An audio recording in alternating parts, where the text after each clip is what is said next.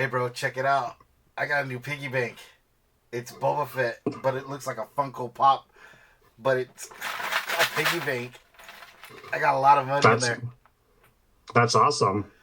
I'm glad you got your stimulus check. Oh, Clark Kent.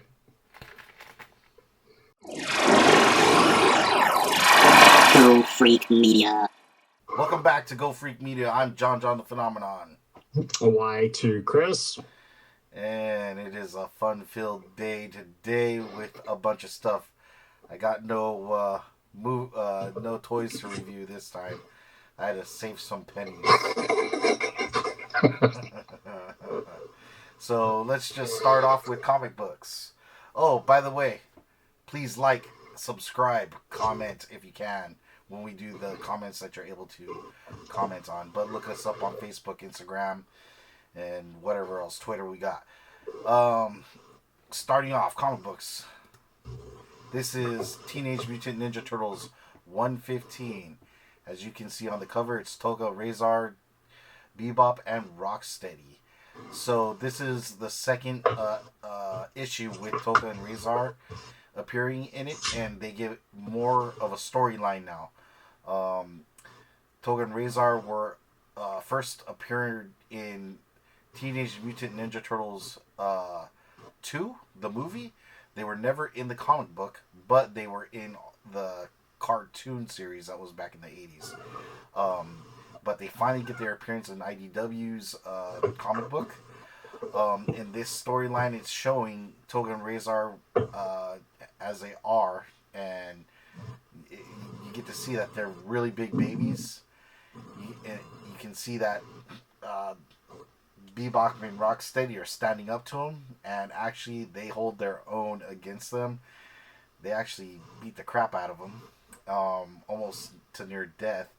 But the crazy part is, Toga and Razor almost took out the turtles, all six of them, and a wolf. But Bebop and Rocksteady almost took them out. You know, it's like, whoa. For me, this was a good comic. I like the cover. Read it. It's cool. Check it out. I did it. I know. I'm telling you, you got to trademark that. I'm going to. Let's see how good that goes. Next up is Nightwing number 78. Infinite Frontier. This is the first issue for Infinite Frontier. For me, this was a tear jerker. I practically cried. In this issue, you get to see the relationship that Alfred and Dick Grayson had, and the way they felt about each other. In this timeline, amongst others that happened in the past storylines, Alfred passed away. He at the hands of Bane. So in Infinite Frontier, he's gone. So in the writings of this comic, it's really touching. The artwork, it's cool, but the writing is where the justice is done in this. So check it out, Nightwing number 78. It's one of my top 10 comic books, probably, that's happened in the last 10 years. But yeah, check it out. Oh wow, Yeah, for sure. I liked it. I that's really big. liked it. It's That's awesome. big of you. For sure. I know. I'm putting this one up there. Next up is Transformers and Back to the Future. I mean, what can you say? It's Transformers and Back to the Future. Right. I'm still. I don't know about you, but I'm still looking for the Gigawatts Transformer action figure myself. Oh, I've been looking around. Yeah, what's probably gonna happen is probably gonna end up in Target because they did get the Ghostbuster one. Hmm. So we'll see. I was hoping that he saved Optimus Prime from Megatron during the time that Hot Rod interfered and stopped Hot Rod from interfering from Optimus Prime dying. Did that happen in here? No, no, they got more issues going on. Decepticons took over Hill Valley. Uh, uh, Yeah, I mean, it's just one of those like you got to get it just because of the crossover of Back to the Future and Transformers. It's just really cool, like seeing like Transformers and the characters from Back to the Futures interacting. I don't want to give too much away, but the last page does show a certain landmark in Hill Valley that is actually a Transformer. hmm. Hmm. There can only be a few guesses on that. But yeah, I got the comic book. All I got, I liked all I it. gotta say is, all I gotta say is, save the clock tower. Ah. Hey, was there any watches that were Transformers? Anyways, That's yeah. my answer. This is IDW Transformers Back to the Future #3. Next up is Radiant Black. This is issue 2. So, in the last one, we get to find a guy that finds a suit. Well, no, he finds something like a black hole looking thing, and he grabs it, and it turns him into this superhero of a sort. It has levitation, some sort of super strength of a sort. But they find out in the last issue that there was another guy that had the same suit on, but he doesn't have the same powers, and we find that out in this issue. This story gets a little deep in the writing with character development. Adult teenage angst, I would say, with the usual thing. If the kid doesn't have a job, you gotta go to work. Gotta find something. That storyline's in here. It's how the kid feels, how the parent feels. If you're the kid, you're like, damn you, dad. If you're the dad, you're like, damn you, kid. But yeah, it's a little rich with the moral, I would say, in this one. But yeah, issue #2, cover's cool. I liked it. Check it out. Check it out. Trademark. Superman Red and Blue. This is issue number Yeah. 1. So with Superman Red and Blue, it's following with what Batman started with issue or a series called Batman Black and White, where the artwork is black and white.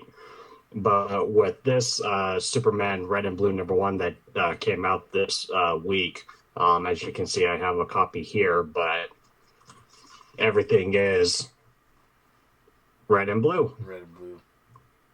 With the artwork. So this is issue #1 that just came out. It's all short stories of Superman. So if you want something where there's no continuation in other storylines or anything like that, this is a perfect read, especially if you're a Superman fan. This is what DC's starting off with Red and Blue. I know Harley Quinn's going to have a series coming out called Harley Quinn Black, White, and Red. And then Wonder Woman, I believe, is coming out with Black, White, and Gold too as well. So with this one, a lot of artists and writers. John Ridley's here, Clayton Henry, Steve Lieber, and Wes Craig are in here. But definitely check it out, especially if you're a Superman fan. Lots of short stories on here. And there's even one short story where Superman tells you who his favorite hero is. And it's not Batman. Oh, nice. Superman Red and Blue, issue #1. X-Force #18 is out. As I said before, it's starting to look like all the X books are kind of coming together. In this cover, you can see Kid Omega Kid, Quentin here, freaking out with his powers. So yeah, in this issue, Black Tom, it's showing Black Tom Cassidy, and Black Tom Cassidy has a connection with Kokoro, the island, and for some reason, there's the entity there's an entity that is messing with everybody. But for some reason, Quentin thinks it's all his fault that the entity is there because supposedly the entity is him. I don't know. It's really weird because it almost seems like it's the same entity that is messing with X-Force. But that entity is coming out as somebody else as well. But Quentin thinks that this entity that's in X-Force is him. So, I don't want to give too much away. It's a good read. You can read them all separately, but they're starting to mesh together. So, would you say that they're crossing over? Yes, they are crossing. You see what I did there? Yeah, I saw what you did there, but they are not. Not this, but this. Yes, sir. Gotcha. I mean, we talked about it a couple of episodes together. I was asking if, all these X story series that are coming out, if they all come together or segue to each other. I mean, it's one reasons why I don't read any of the X titles because there's just so many and to that I can't. Out. I can't keep up. Neither can my wallet. I'm lucky mine can. Anyways, you're good. Yeah. Okay. X-Force number 18. Check it out.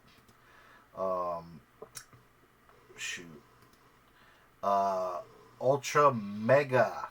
So, looks like Ultraman in here. This is an Image comic.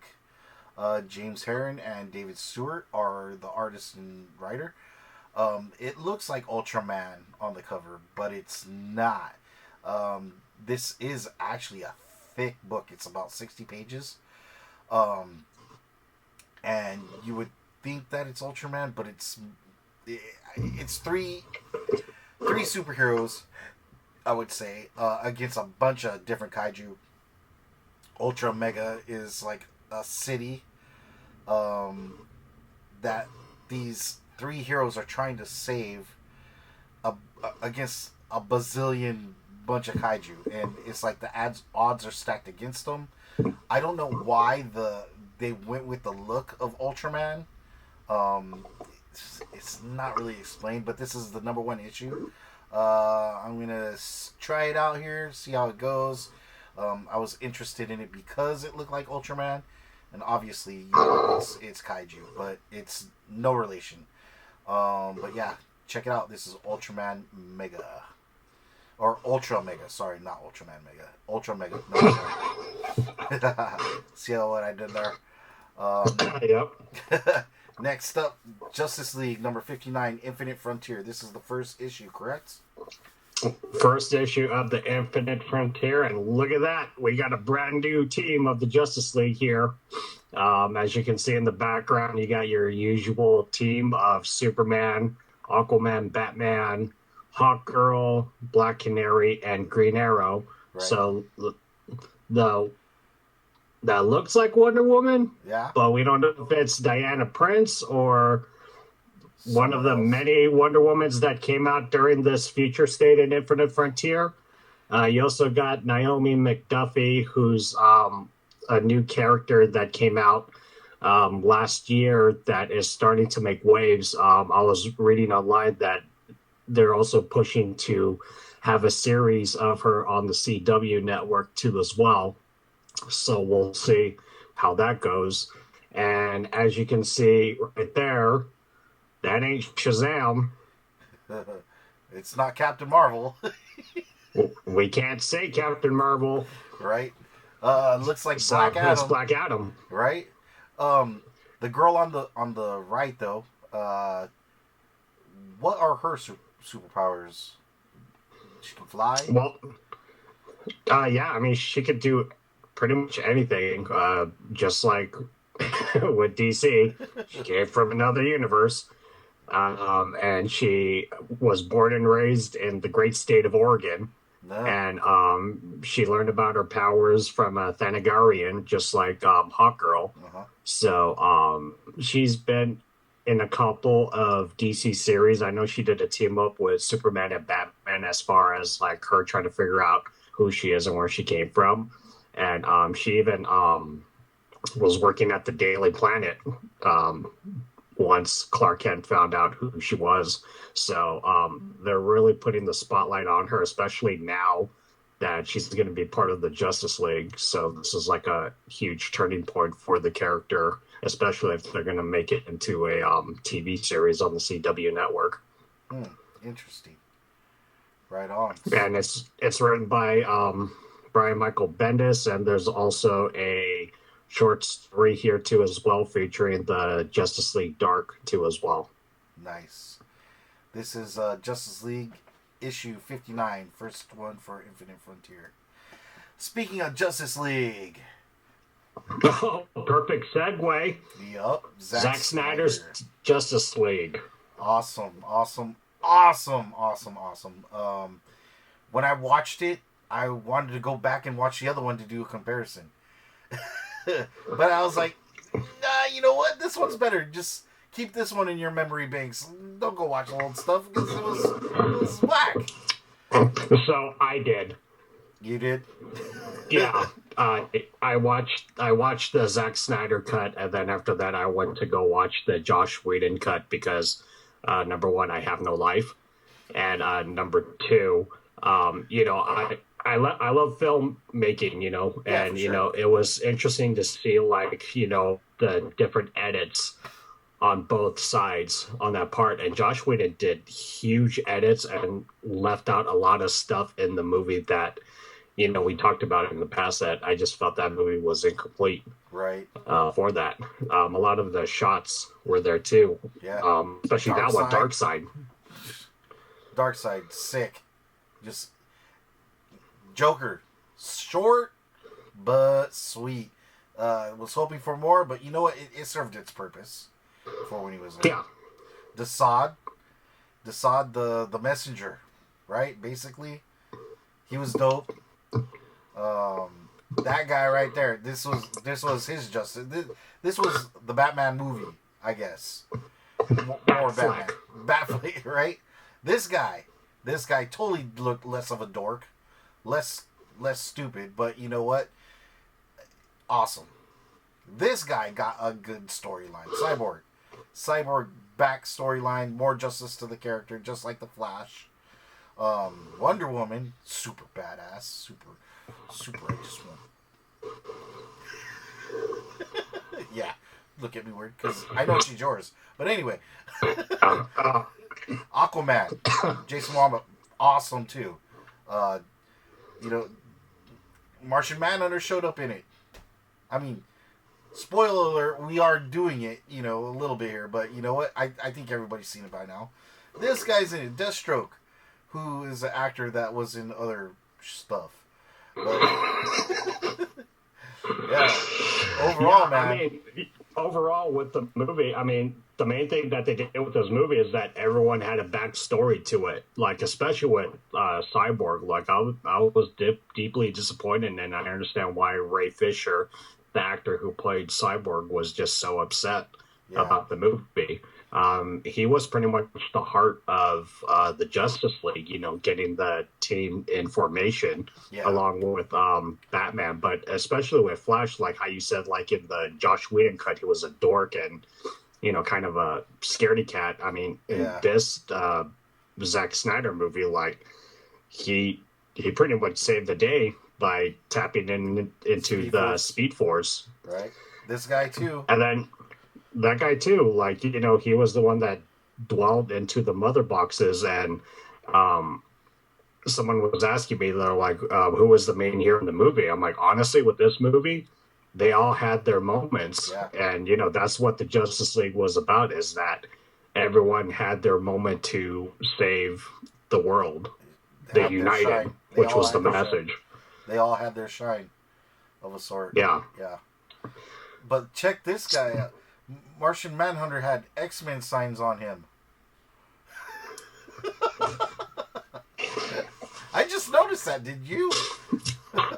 Oh my god, I'm gonna kill you. No,